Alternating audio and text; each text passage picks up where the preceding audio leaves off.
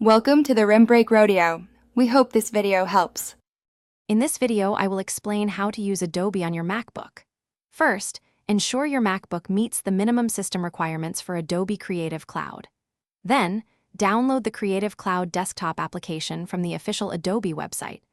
Follow the clear, on-screen instructions to install your desired Adobe applications, like Photoshop or Illustrator.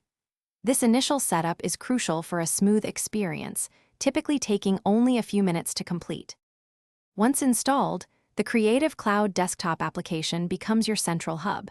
It manages all your Adobe applications and services, allowing you to access updates, fonts, libraries, and cloud storage directly. You can also organize your creative projects and collaborate seamlessly with others using shared assets. This powerful tool streamlines your workflow, keeping everything you need in one convenient place. To maximize your productivity, utilize Mac OS gestures and keyboard shortcuts for efficient navigation within Adobe applications. For instance, a two-finger scroll can zoom. Optimize performance by allocating sufficient RAM and storage for large projects, perhaps 16 gigabytes of RAM for video editing. Regularly save your work and backup files to an external drive or cloud service to prevent any data loss. Encountering an issue?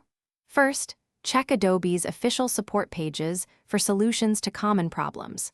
Many questions are answered there. Always ensure your Mac OS and Adobe applications are up to date, as updates often include crucial bug fixes and performance enhancements.